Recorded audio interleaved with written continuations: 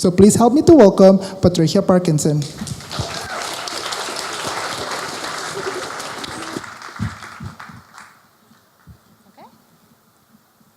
So this is me when I was 1. I'm Maltese, and in our culture, we have a tradition. When a child has their first birthday, you give them a range of different objects that represent their future destiny in life. And that's me choosing a toy machine gun and rosary beads, which was, right from the start, I should have known that I was going to follow a path of combining radically different things. So by the time I was 20, I had already experimented with being a developer and a graphic designer and a broadcast journalist and a restaurant manager. I'm naturally curious and passionate about many different things, and I don't like the feeling of being restricted.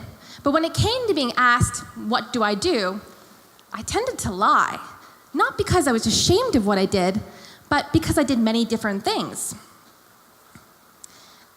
I was worried that if I had answered that I did lots of different things, I would seem flippant or unfocused, confused, or even arrogant. And most of all, I was worried about being an imposter. If I couldn't answer the question about what did I do, then did I even really know what I wanted to do?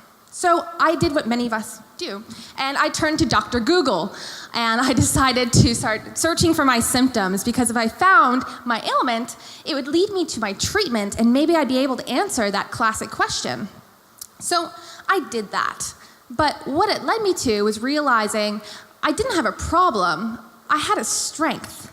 And more importantly, I wasn't alone. Being able to manage many different things is actually a good thing, and it's quite common in the sphere of entrepreneurs.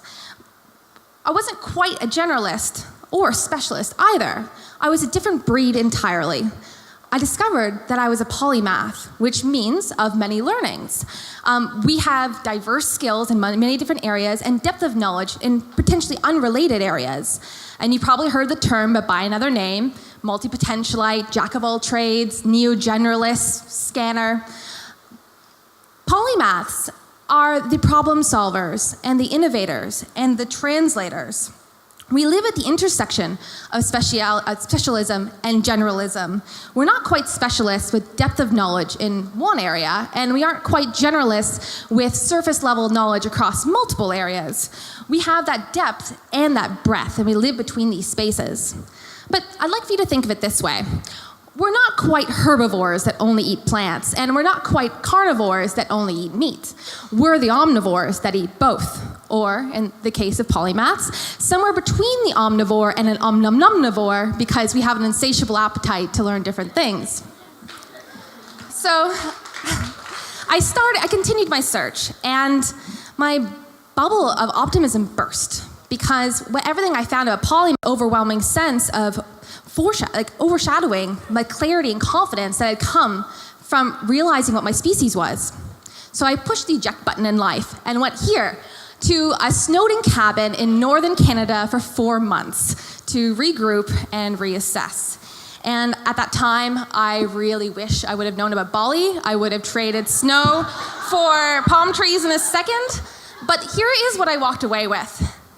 Things don't have to be black or white. Being a polymath is unique, and it's actually a path in itself. You know, the world's always going to need specialists and generalists, but polymaths are rare. The world needs more of them. We need to repopulate the species, so to speak. But I also realized that I had a habit of seesawing between overconfidence and underconfidence. I, at times, would set myself unrealistic goals and then not follow through. And at others, I felt like I knew it all, or I knew nothing at all. And I realized that I wasn't just lying to other people, I was lying to myself. I thought about all the times I walked into meetings and overrode the opinions of everyone else because I thought I knew better, instead of taking the time to listen and to encourage others to share their own opinions. Because as polymaths, we have the ability to see through different perspectives. We think in terms of possibilities, and we're the dealers of hope. But it's also really dangerous because we can disrupt the status quo and we can change people's minds. And to keep this in check, we need to balance confidence in our competence with valuing the opinions of others. But when I started calling myself a polymath, it became a conversation starter. People invited me in to explain what it meant and elaborate on all the different things that I was doing. And it encouraged me to learn new ways to integrate the things that I was doing. And it led me into an entrepreneurial path. But a really surprising thing started happening. Other people started having their own profound realizations. They'd look at me and go, hey, that sounds like me. And I'd see this wave of relief and self-awareness wash over their face as they opened their toolbox of all their skills they wouldn't have shared with me otherwise. The future will reward polymaths. It needs problem solvers that have diverse knowledge and fresh eyes to connect the dots. It wants translators that understand complex concepts and can make patterns. And it desires innovators that can make sense of this all and lead us to new ideas. Our main evolutionary advantage as human beings is our adaptability. Our multidimensional nature is intrinsically polymathic. Life requires many skills. So when we gain the confidence that we can and we should acquire many skills, that's what opens us up to this capability.